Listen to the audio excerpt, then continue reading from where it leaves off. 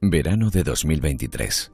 El mundo presencia atónito una serie de fenómenos climáticos que marcan un nuevo hito en la historia moderna. Tal y como venían anunciando científicos y expertos, las temperaturas superan todas las expectativas y el mes de agosto se convierte en el más cálido jamás registrado. Este fenómeno es de tal impacto que puede observarse desde el espacio. ¿No lo creen? Pues vean. Océano Pacífico. Los satélites captan la pavorosa columna de humo que se eleva en el cielo sobre el archipiélago de Hawái. El incendio destruye buena parte de la ciudad costera de Lahaina y obliga a muchos de sus residentes a refugiarse en el mar para huir de las llamas. Océano Atlántico. El satélite Copernicus registra el rastro de otro gran incendio, esta vez en Tenerife. En apenas unos días, el fuego destruye más de 12.000 hectáreas de terreno, el 6% de la superficie total de la isla. Mar Mediterráneo. La Unión Europea declara que el incendio que ha asolado Grecia es el peor registrado jamás en la historia del viejo continente. El fuego destruye más de 100.000 hectáreas. Estas tres imágenes tienen muchas cosas en común y una gran diferencia. Las tres son imágenes de destrucción, dolor y de daños ecológicos irreparables. Sin embargo, en el incendio de Hawái fallecen más de 100 personas. En el de Grecia, 28. En el de Tenerife no se registran víctimas mortales. ¿Cómo es posible tal diferencia? La pericia y el esfuerzo de los hombres y mujeres que lucharon contra las llamas, los medios técnicos y humanos desplegados y la implicación de toda la sociedad canaria hicieron posible que aquí, en Tenerife, funcionara un recurso técnico que en otros lugares del mundo, por desgracia, no resultó igual de eficaz. Ese recurso que todos debemos conocer y valorar y que estará para siempre vinculado a nuestra historia es conocido como línea de defensa.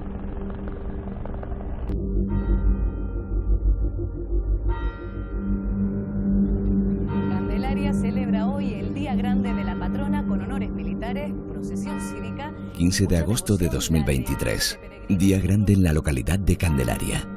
Miles de personas acuden como cada año para mostrar su cariño y respeto a la Virgen. Es una mañana festiva y luminosa. Nada hace presagiar la pesadilla que está a punto de desatarse muy cerca de este mismo lugar. Poco antes de que acabe el día, entre la carretera de los Loros y la carretera de los Bresos, en el municipio de Arafo, las lenguas de fuego empiezan a elevarse contra la oscuridad de la noche. La respuesta no se hace esperar. En muy poco tiempo, una dotación de bomberos del consorcio de la isla de Tenerife se persona en el lugar. Son hombres y mujeres experimentados y curtidos en 1000 batallas contra el fuego. Pero ante su mirada experta, no hay lugar a dudas. Tenerife se enfrenta a un desafío descomunal. El Secopin siempre está operativo, está 24 horas al día, todos los días del año, entonces siempre hay un protocolo activado en caso de situaciones como esta. Entonces al recibir el aviso de ese posible incendio el martes por la noche, si no me equivoco, pues ya se activó un protocolo que es automático, un despacho automático, y los medios fueron para allá a ver lo que era, confirmaron que se trataba de un incendio forestal y ya se activó la situación de emergencia por incendio forestal. La temperatura es asfixiante y el monte está muy seco. Pero eso no es todo. La cordillera dorsal parte Tenerife en dos, desde el Monte de la Esperanza hasta la zona central de la isla, y el fuego está muy cerca. Dicho de otro modo, hay posibilidad de contagio hacia el norte de la isla, una zona muy densamente poblada. El Cabildo de Tenerife reacciona de inmediato y sin perder un minuto eleva la situación a un nivel de emergencia 2. Entrega el mando del operativo al Gobierno de Canarias y pone todos los medios técnicos y humanos con los que cuenta a su disposición. Activamos el nivel 2, que es con el que podemos activar la UME, porque lo que necesitamos también era no solo los medios aéreos, sino que sabíamos ya que íbamos a necesitar muchos medios de tierra para intervenir en el incendio. Desde aquí, desde el Centro Coordinador de Emergencias y Seguridad del Gobierno de Canarias, se pone en marcha el mayor operativo técnico y humano que haya visto jamás la isla de Tenerife. poner en marcha los primeros recursos y la primera coordinación, que es la más crucial al principio de la emergencia. Así que, bueno, pues fue la sensación de estamos de nuevo ante una emergencia autonómica, una emergencia potente que, bueno, pues había que liderar, y bueno, pues con toda la intención de llegar aquí para enfrentarnos a esa primera situación y empezar. Con la llegada del día, el fuego deja claro su desafío y lo anuncia a los cuatro vientos. Las redes sociales hacen el resto.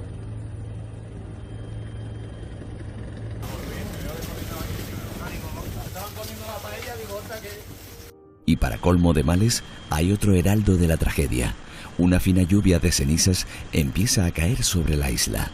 El propio presidente de Canarias se persona en el lugar y lanza un mensaje contundente pero terriblemente realista. Que el incendio está fuera de control.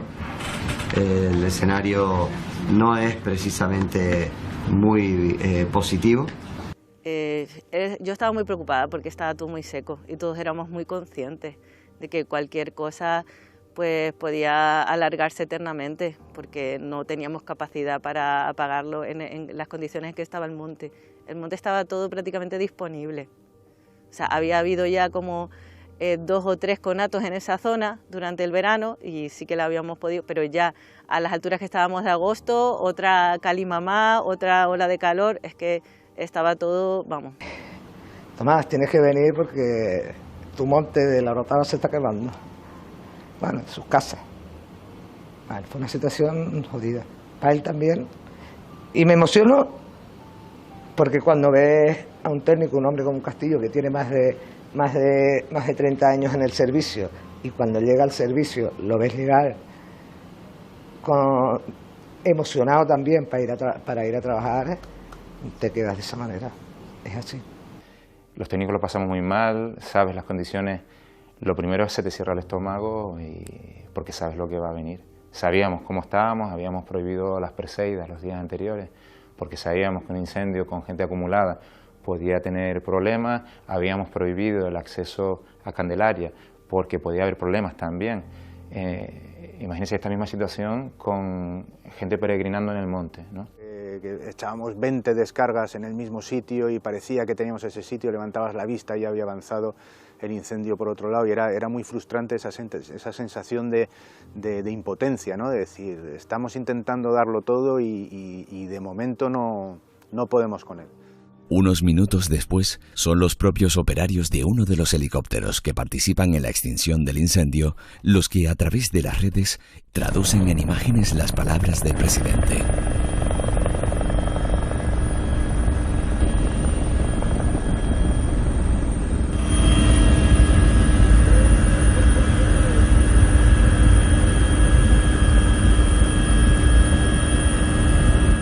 El fuego se ha iniciado entre los municipios de Arafo y Candelaria. En tan solo unas horas, ha arrasado casi 2.000 hectáreas, afectando a un perímetro de 22 kilómetros cuadrados. Y amenazan las zonas limítrofes de los términos municipales de Santa Úrsula y La Victoria. En la zona trabajan 13 medios aéreos, 150 efectivos de tierra y 60 miembros de cuerpos policiales. La unidad militar de emergencias ya ha sido activada. El presidente de Canarias anuncia una movilización de 3 hidroaviones solicitados al Ejecutivo Central. En estos momentos hay 150 evacuados.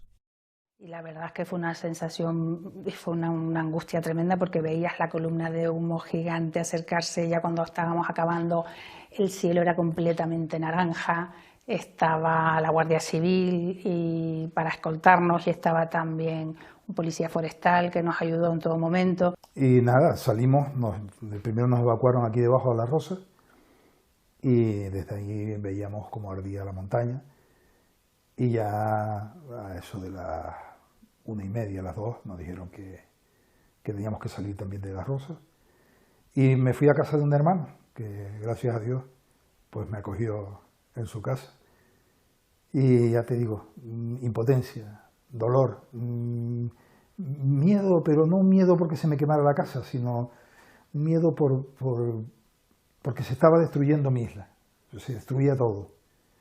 y eso sí que es duro.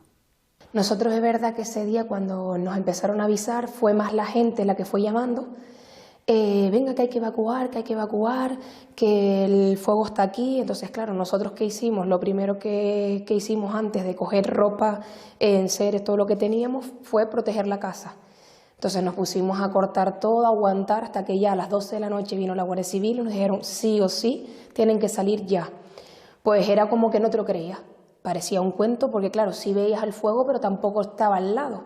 Tú decías, no va a llegar, esto lo van a parar, esto no va a llegar a tanto y va a ser nada más que un sustito y por prevenir.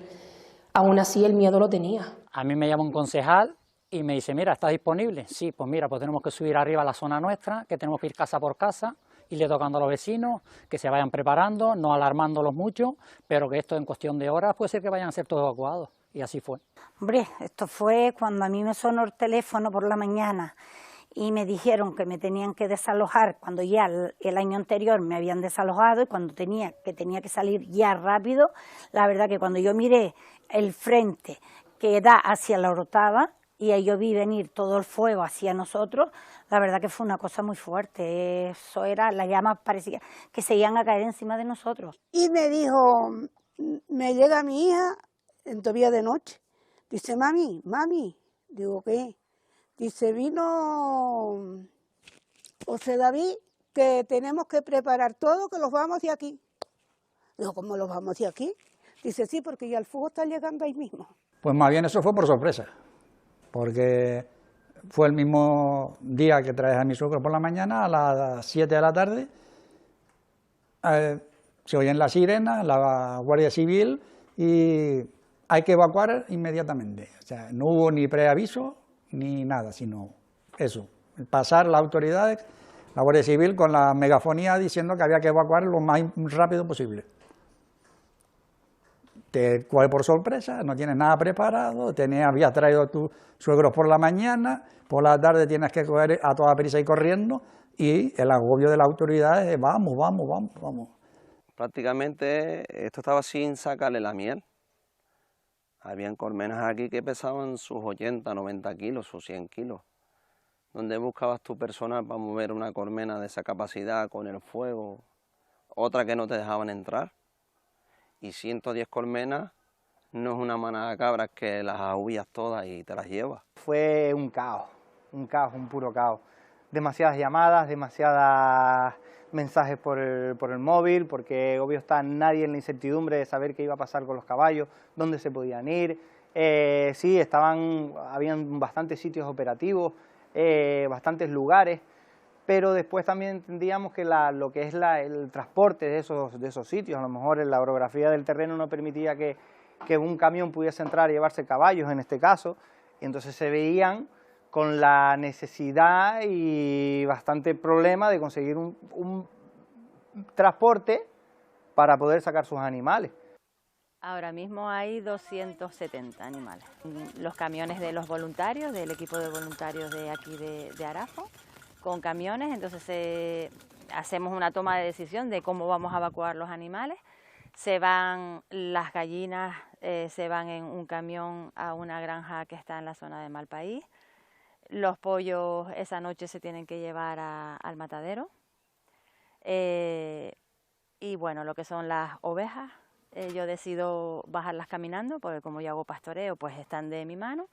Y no quiero montarlas en los camiones porque están preñadas de 3 meses y medio y es un momento que es complicado y entonces decido bajarlas caminando. Por lo tanto, pues parte de los voluntarios van conmigo por todo el camino y ya ellos vienen ya y me dicen dónde vamos a alojar los diferentes animales.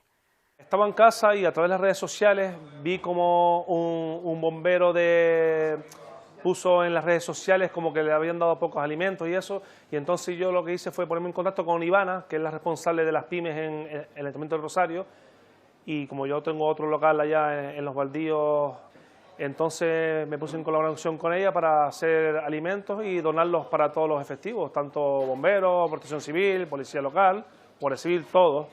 Al final son planchas que tienen corcho por dentro, hay madera, entonces ya tú decías que es imposible, es que ves el vídeo y es que pensabas que era la casa, pero bueno, Pues es un momento de rabia y de impotencia, ver el fuego tan cerca y no poder hacer uno nada. Es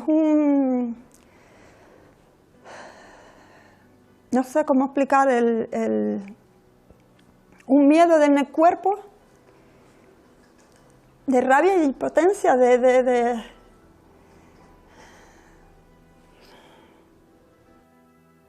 es mucho trabajo, pero es lo que toca. Y nada, a luchar a ver si saco lo que se quemó. Y nada, ya. El tiempo lo dirá todo. A ver si por lo menos se recupera el monte, yo qué sé, todo, a nivel de general es todo. Que nada, si no era por la noche, iba a ser por la mañana o cuando menos que iba a acercarse. Mis padres mismos prefirieron quedarse en el coche un poquito más abajo, donde sí lo permitían, para poder ver y estar cerca, porque al final es tu casa.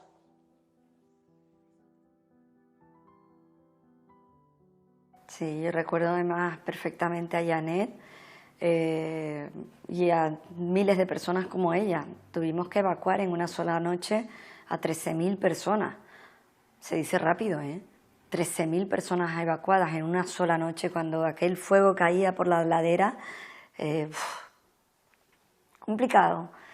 Y la gente en los pabellones, la solidaridad de los vecinos, los alcaldes, la gente de los bomberos voluntarios, todo el mundo se desvivía. O sea, el pueblo de Tenerife, completo. 28 vehículos movilizados y 4 albergues provisionales para atender a los evacuados. Fueron miles de personas las que fueron evacuadas, ¿no? Entonces tú imagínate que te toca la Guardia Civil o la Policía Canaria o la Policía Local, oye, recoge que te tienes que ir. Te intentas poner en el lugar de esa gente. ¿Qué te llevas? ¿Qué no te llevas? Te vas pensando que a lo mejor no puedes volver a tu casa porque se ha quemado y ha desaparecido todo. Y la gente lo hizo con un civismo, con una disciplina que tú solo podías admirarte, ¿no? Yo creo que gracias a eso no se tuvo que lamentar ningún daño personal, pues porque la gente actuó escuchando los medios de comunicación que lo transmitieron, la comunicación continua, los cuerpos de fuerzas de seguridad en los puntos de control, todo eso funcionó pues fantásticamente bien, ¿no? Si no, ya te digo, o sea, tú mirabas en aquel momento incendios en Canadá, en Grecia, no sé cuántos fallecidos, no sé cuántas viviendas quemadas, y oye, uno se siente orgulloso. Yo recuerdo imágenes tales como esta cuando tuve la oportunidad de visitar los distintos centros de acogida, en donde la gente estaba sumamente preocupada, ¿no? Nada más llegar te preguntaban por su casa, por su propiedad, por sus animales. Algunos animales habían huido, ¿no?, de la vivienda, otros habían sido rescatados y estaban también en esos centros y estaban allí con sus propietarios. Pero es verdad que la situación es inolvidable, ¿no? Ver esas caras, ese llanto sincero, ese sentimiento, esa preocupación, pues al fin y al cabo pues también une al pueblo, ¿no?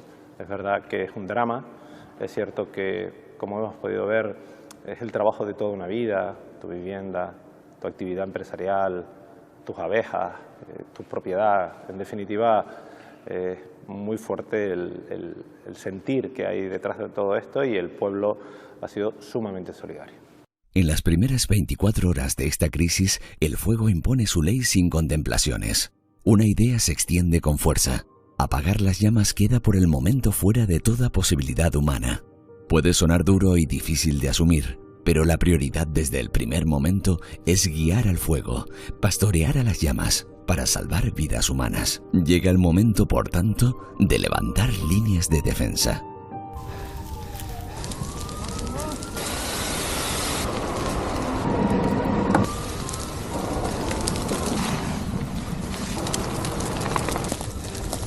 Una línea de defensa es una franja de terreno de largo y ancho variable, construida en la trayectoria del fuego con medios mecánicos o humanos. En esta se corta y extrae todo el combustible aéreo, superficial y subterráneo. A veces se utilizan carreteras y otras infraestructuras. Y estamos haciendo la línea de defensa para separar lo quemado de lo no quemado. La línea llevaremos como unos 250 metros y nos quedan como 150 metros más para anclar con una pista que está arriba en los altos, la pista de Matarna. De momento está saliendo la maniobra bien, ha habido un par de puntos calientes, pero se ha controlado rápidamente. Por ahora va todo bien. Buen trabajo. Gracias. Nosotros usamos las líneas de defensa, realmente es como hacer una línea sobre el terreno sin vegetación, es decir, solo llegando a tocar tierra en el fondo del terreno, de manera que cuando llega el fuego en esa zona se para. ¿Por qué? Porque el fuego lo que hace es se va transmitiendo por parte de la vegetación, en la tierra ya no se apagaría el fuego. Hombre, nosotros, a ver, el problema de este incendio era sobre todo digamos que primero el entorno en el que estaba situado principalmente, inicialmente sobre todo, es un entorno de pinar. El pinar es una vegetación que está adaptada a los incendios, es decir, tiene unos frutos, bueno, unas piñas que son redondas y cuando hay un incendio pues tienden a rodar. Y el problema es cuando tú trabajas en una pendiente muy pronunciada y esas piñas pasan tu línea de control. Entonces tú estás expuesto a que se te pueda producir un incendio por debajo de tu posición. Entonces tienes que salir y nosotros siempre guardamos esa línea vamos, una ruta de escape realmente, hacia un lugar seguro. Claro, date cuenta que nosotros tenemos una filosofía de trabajo que es siempre para adelante. En el urbano siempre tienes que ir para adelante y nunca esperar. Y se espera muy pocas veces. El forestal hay que saber esperar, hay que buscar la zona adecuada para hacer un ataque, hay que buscar la zona adecuada para hacer una defensa, no se puede hacer en cualquier sitio. Nosotros estamos acostumbrados a ir siempre hacia adelante, en un incendio de una vivienda siempre avanzando. Nuestra filosofía de trabajo es distinta, ¿no? Nosotros apagamos los incendios pronto, si hay un incendio, pues en un par de horas lo podemos llegar a apagar. En el forestal hay que saber tener esa paciencia para ser efectivo y nosotros somos más efusivos. Que había que plantear en sus primeras respuestas, en esos primeros días, pues un sacrificio de lo que es la masa forestal para poder retroceder y establecer unas líneas de defensa en la zona de interfaz para esa protección a las viviendas y a las personas. Fueron decisiones pues, que son muy complejas, son muy difíciles, son impactantes y son decisiones pues, que se toman en consenso también, en coordinación con la dirección también del plan. La primera parte que es la que va hacia la esperanza. La segunda parte del incendio, como la primera parte la dedicamos a intentar defender el pueblo, la segunda parte en su expansión que vamos cerrando se nos mete en 3 sitios que son inaccesibles. Las laderas de Santa Úrsula, en la zona norte, en la parte alta del Valle de la Orotava, que son las pendientes verticales, y en la zona oeste, en algunos barrancos del municipio de Arafo, que se iba trabajando con línea, pero no se llega. Un poco como la situación que tenemos ahora en Malabrigo, que nos ha costado mucho cerrar, pero con un incendio yendo hacia casas y nosotros derivando muchos medios en ese momento para la defensa de las casas. 17 de agosto de 2023. Pese al gran operativo puesto en marcha, se confirman las previsiones más pesimistas. El fuego ha saltado de vertiente.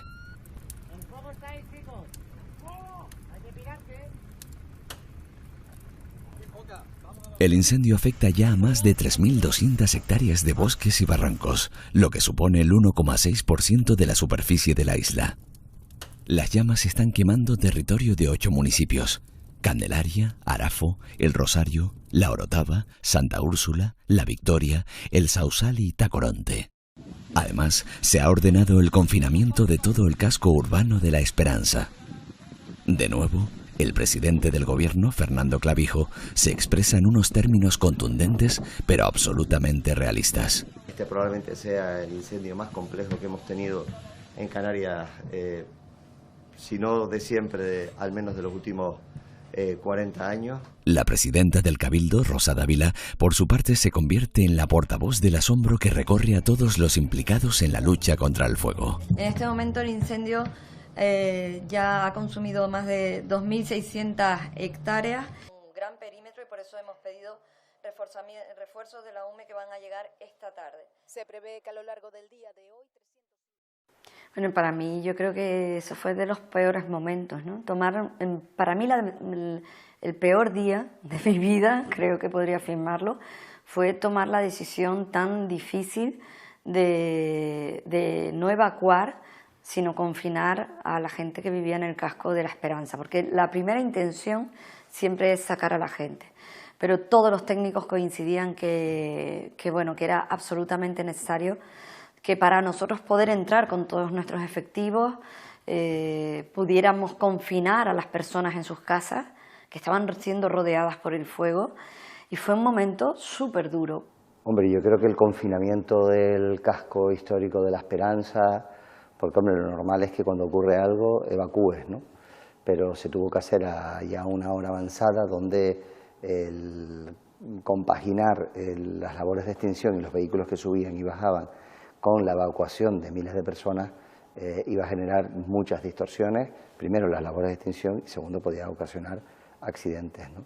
Entonces el confinamiento fue una decisión que se meditó mucho y se trabajó mucho en el comité de crisis, en este caso el 112, en el SECOE, porque conllevaba su riesgo, ¿no? Bueno, recuerdo perfectamente cómo llegué al municipio de Arafo, donde teníamos la base instalada, ese puesto de mando avanzado, y solo llegar allí, mi primera pregunta fue: ¿estamos seguros?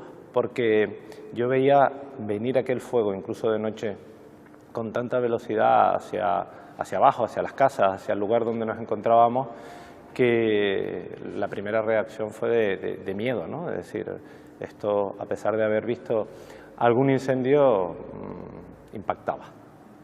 Y es que una palabra empieza a circular de boca en boca. Es un término nuevo, apenas antes escuchado, que impone un respeto reverencial con tan solo oírlo. Bienvenidos a la era de los megaincendios.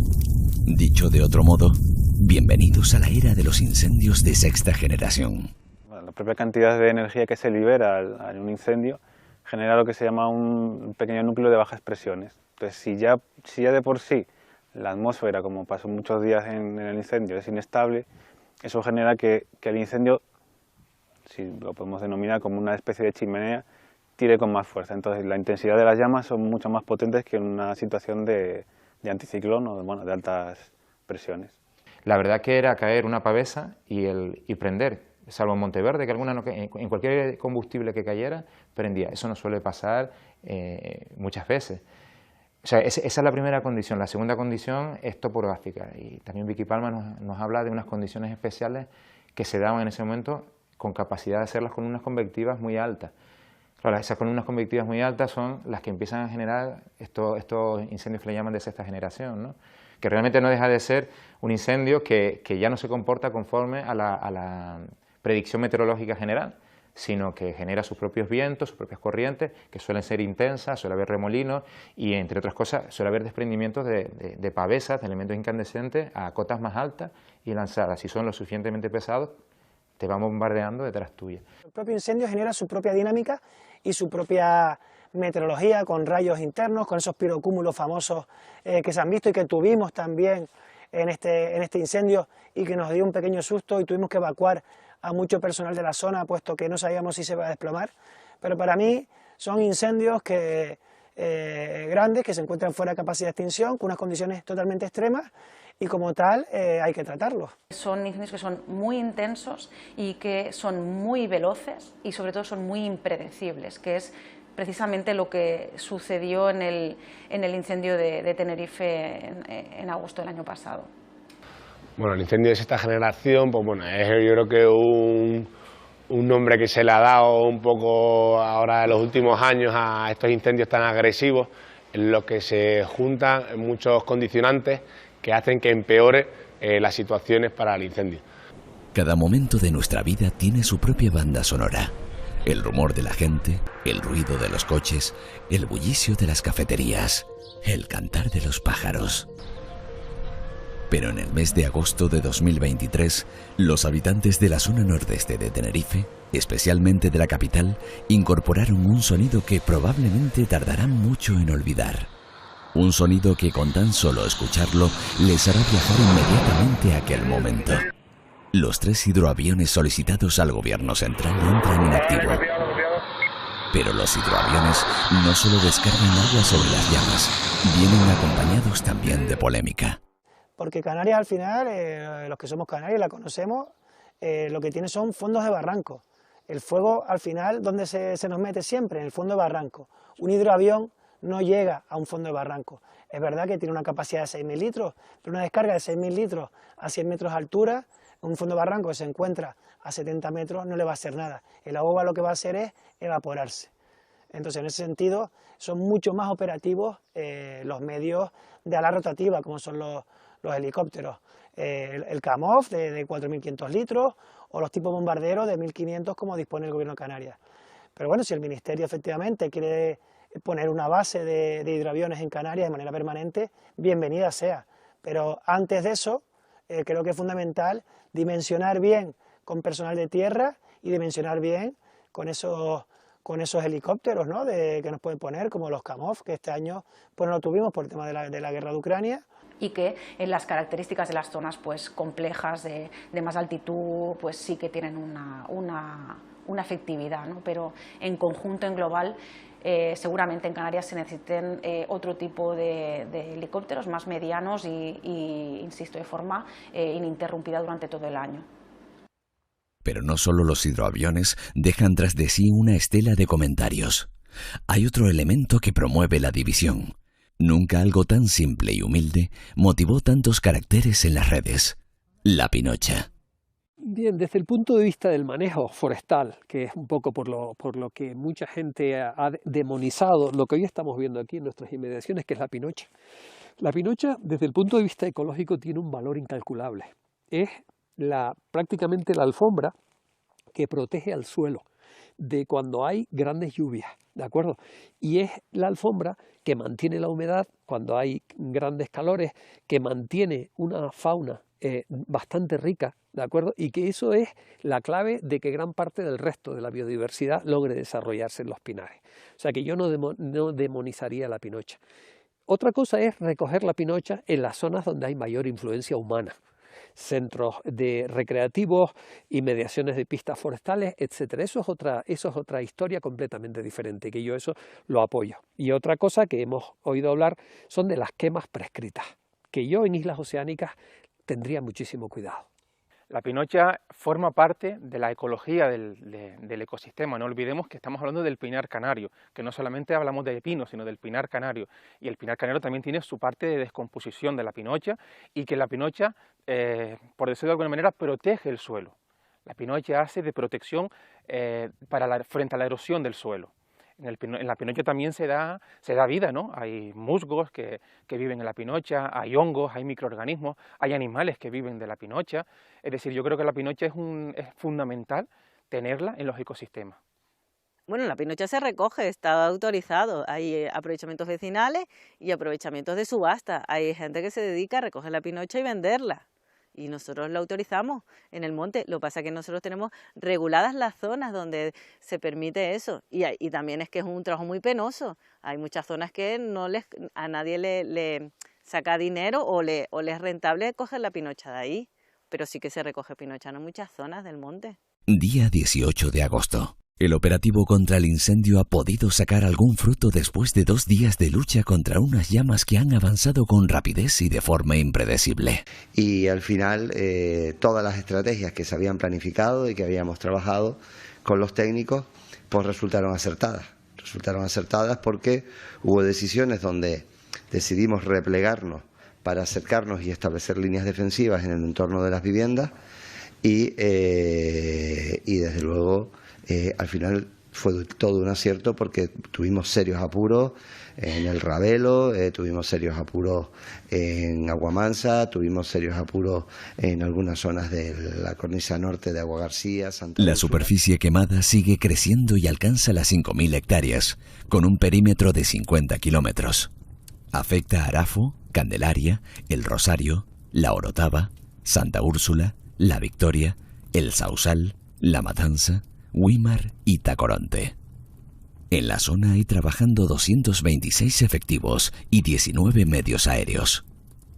Unas 7.600 personas siguen confinadas o evacuadas. Para atender a la población desplazada, se han habilitado albergues en Arafo, Candelaria, El Rosario, La Orotava, El Sausal y La Matanza.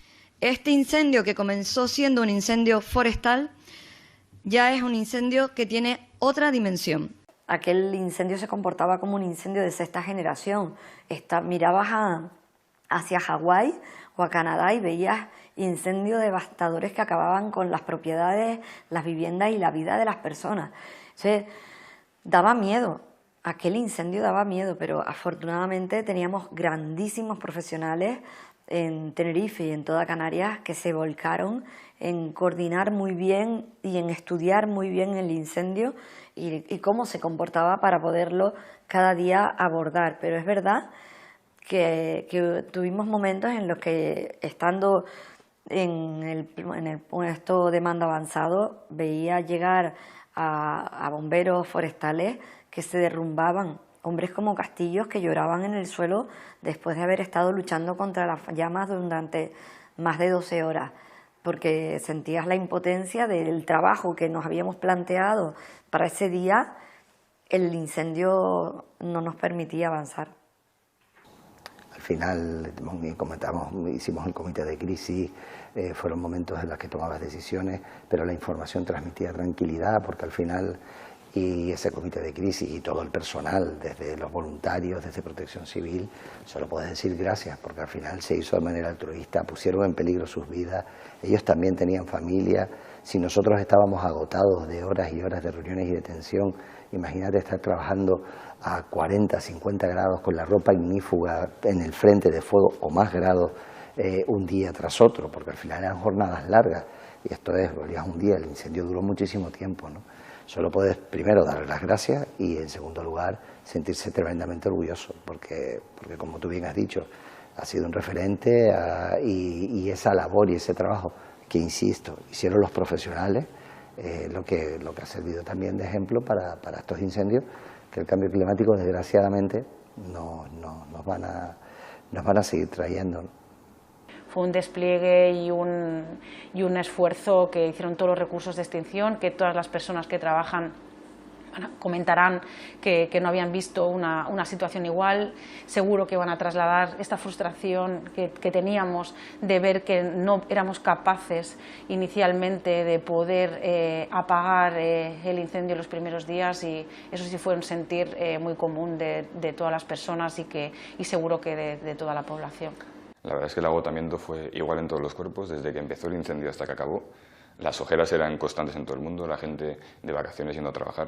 Fue una época bastante complicada, no existía el régimen de horarios, ya no existía nada. Toda la gente se volcó y, al igual que hablamos de los bomberos o del resto de policías, en la Guardia Civil también estaba toda la gente fuera. Todo el mundo que podía estar fuera estaba fuera ayudando a la gente. A veces nos olvidamos si llevamos un día sin dormir, si un día habíamos dormido 1 hora, habíamos dormido 0, justo no habías dormido un día y de repente llegaba el fuego a la cara norte y era volver a empezar de nuevo. Era un momento en el que casi la cabeza no sabía si estaba de día o de noche y era simplemente por la luz solar, ¿no?, que te guiabas. Nosotros en este caso esperábamos la llamada que fuese necesaria. Concretamente se nos activaba a media tarde del día 16, donde recibíamos la llamada del Cabildo y por otro lado nos pusimos en contacto nosotros para intentar poder canalizar la ayuda con la Guardia Civil. Automáticamente se nos requirió para intentar suministrar alimentos en primera línea, donde habían haciendo un trabajo increíble durante muchas horas, guardias civiles, bomberos, gente de la Brifor y todas las personas que estaban en primera línea trabajando ante el fuego. En ese mayor infierno que era increíble y donde se nos quedaban grabadas imágenes que yo creo que nunca vamos a poder olvidar, como las horas y los días que esos bomberos pasaron dentro de los camiones, durmiendo pocas horas, comiendo lo que se podía e intentando luchar contra ese demonio que estaba devastando nuestra isla. Pues mira, lo primero que sientes es una sensación de impotencia total frente a una bestia que no había forma de parar.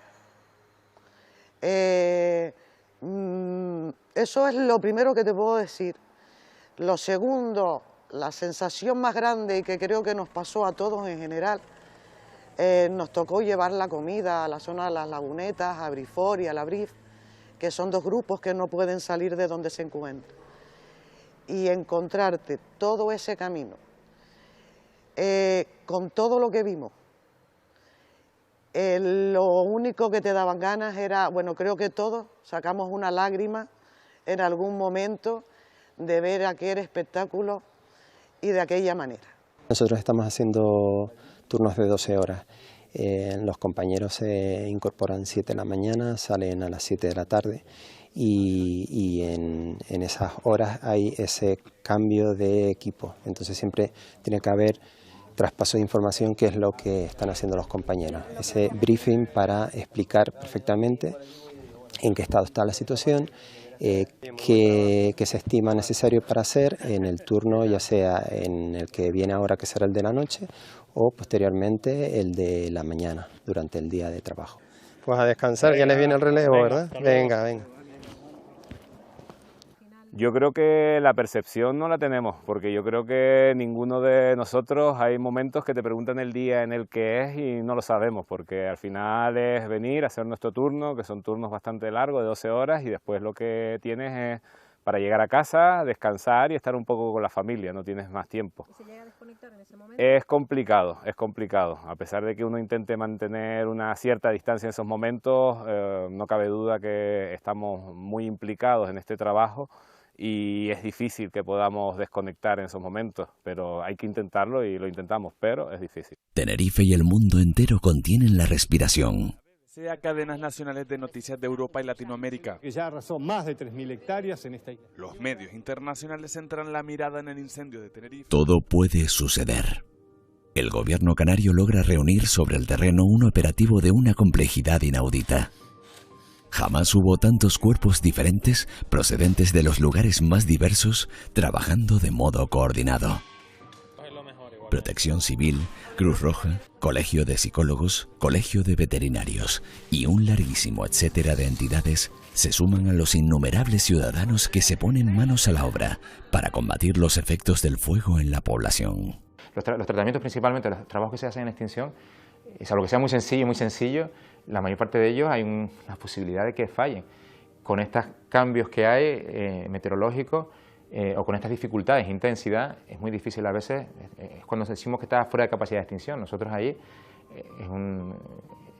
digamos una evolución propia del incendio y nosotros no podemos ponernos en determinados sitios. A ver, ya con los años de experiencias que algunos de los que estamos aquí tenemos, ya veíamos que el incendio no iba a ser un incendio normal, porque de la forma que comenzó, la virulencia que tomó en las primeras horas, ya sabíamos que iba a tener un determinado comportamiento y que iba para días.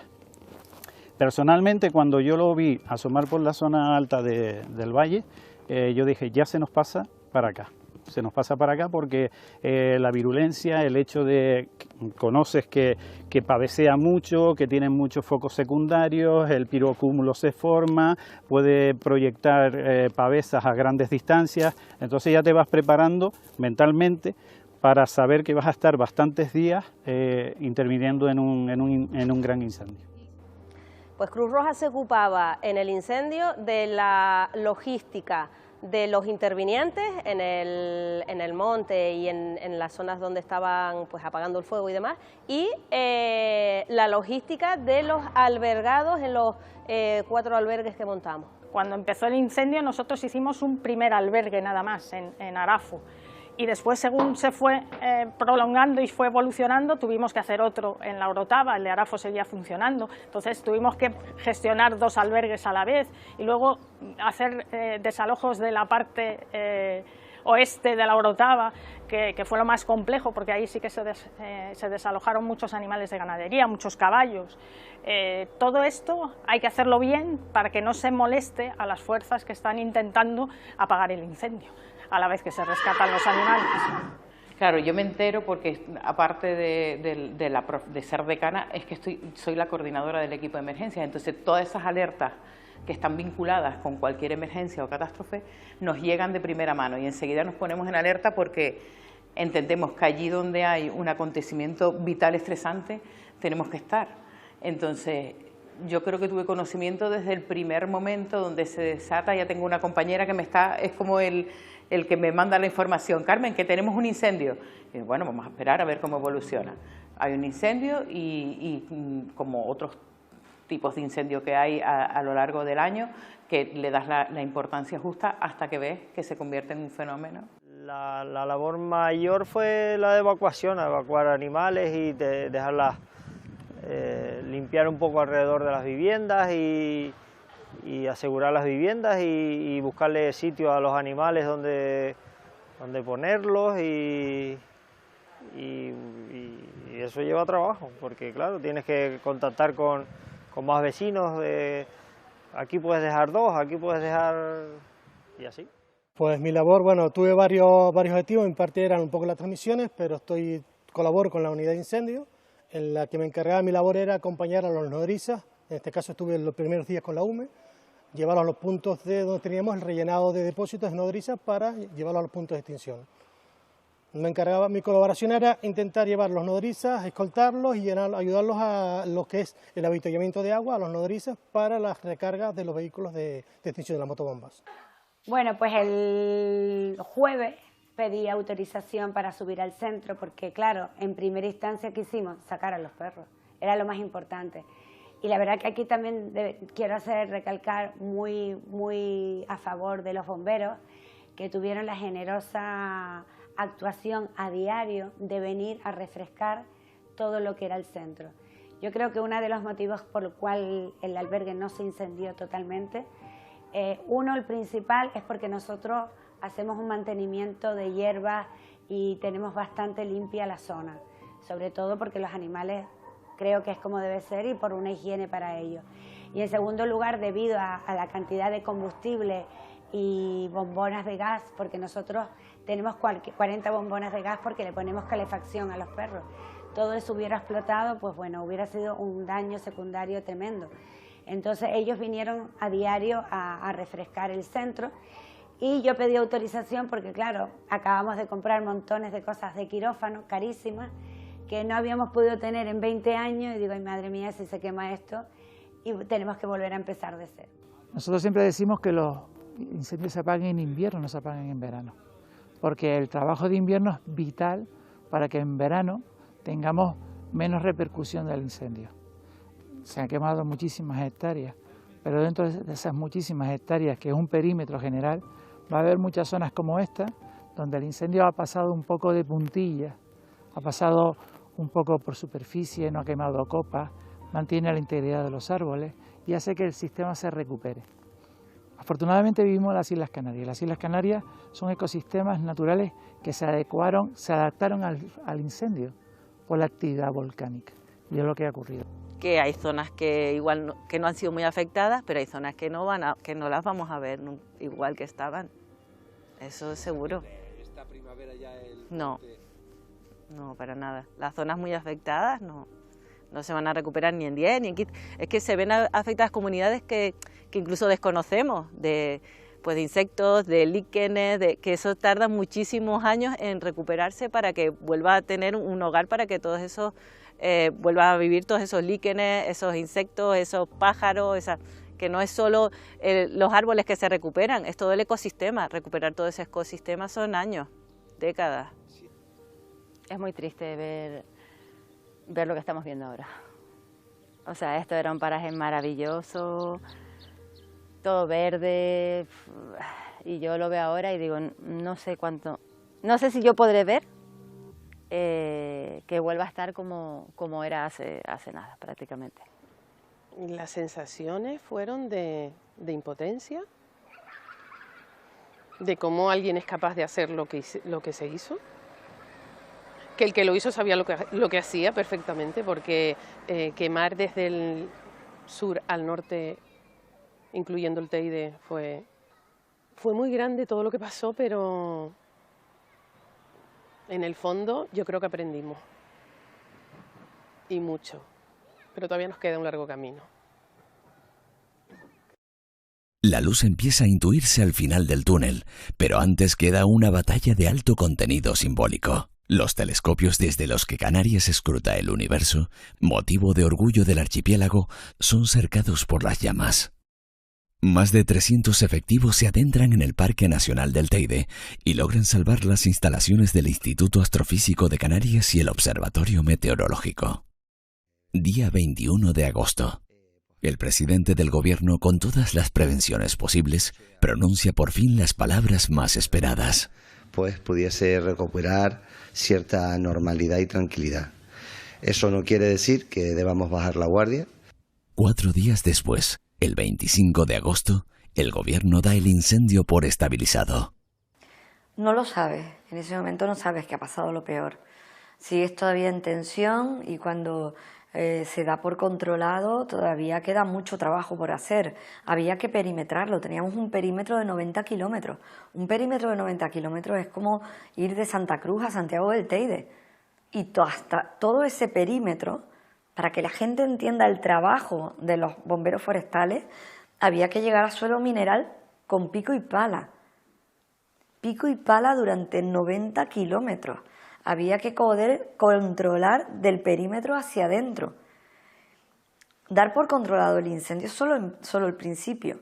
Pero al final sientes alivio, o sea, por fin respiras, yo siempre lo digo, respiras diciendo, no hay que lamentar ninguna desgracia personal. El siguiente respiro es, no hay que lamentar que haya viviendas, gente que se queda sin casa.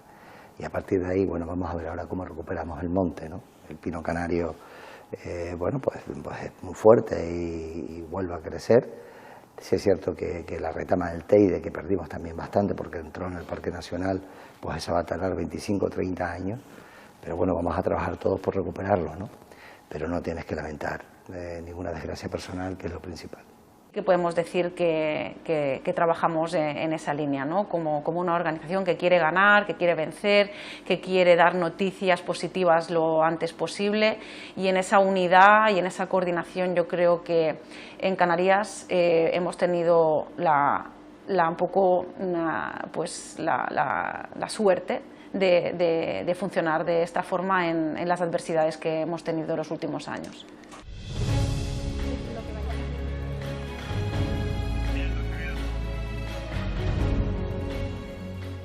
El 11 de septiembre, el Cabildo de Tenerife anuncia que el incendio está controlado, pero no será hasta el 10 de noviembre que lo dé por extinguido.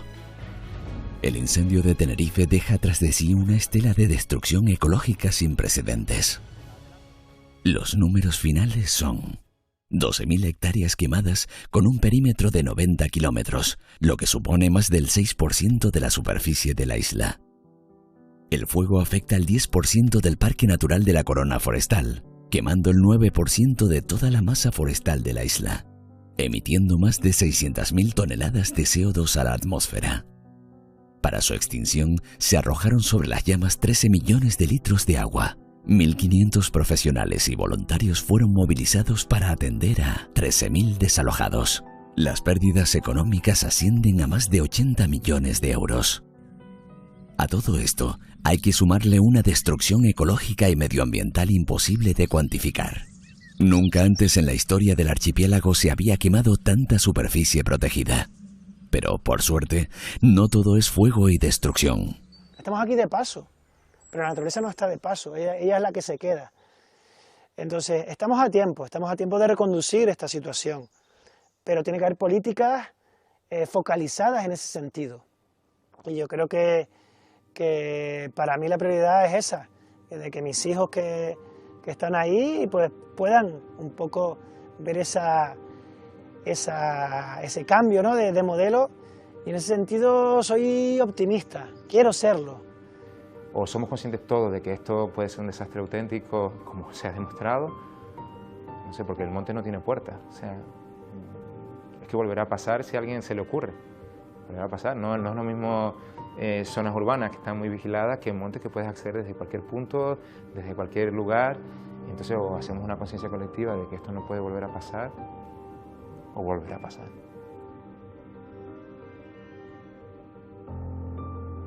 En la gran mayoría somos gente muy solidaria. Nos ayudamos unos a otros y procuramos el bien de todos. Yo hablo por todo lo que yo viví, y lo que yo viví aquí, vamos a ver, solidaridad por encima de todo. Y que te cuentan que gracias a que les llevamos un poquito de luz, nos dicen muchos, ¿no? Que sentían como oscuridad, miedo, y que les llevamos un poquito de luz. La verdad que mucho orgullo de haber nacido aquí, de haberme criado aquí, y sobre todo de la sociedad que forma esta comunidad autónoma, porque la verdad que se comportaron de 10. Tenerife, Canarias, siempre hemos sido solidarios, no solo en los forestales, sino en cualquier cosa social o cualquier tipo de solicitud que se haga desde dentro o desde fuera. Y no va a ser una menos las empresas canarias, los canarios, los ciudadanos de los municipios, los propios ayuntamientos, el cabildo, todas las administraciones se pusieron a trabajar en uno, porque aquí o trabajamos juntos o esto no iba a salir bien.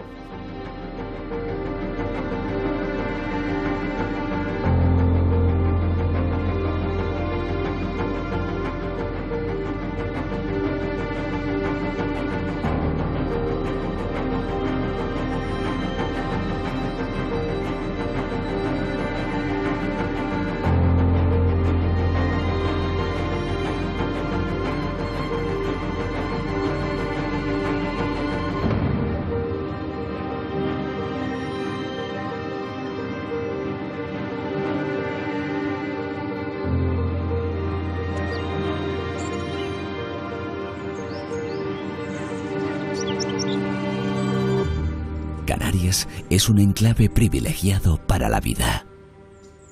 Los hechos ocurridos en el verano de 2023 evidencian que esta tierra de belleza sin igual es, sin embargo, tremendamente frágil. ¿Qué nos depara el futuro? ¿Seremos capaces de cuidar y proteger este pequeño paraíso? La historia aquí narrada es el comienzo del cambio.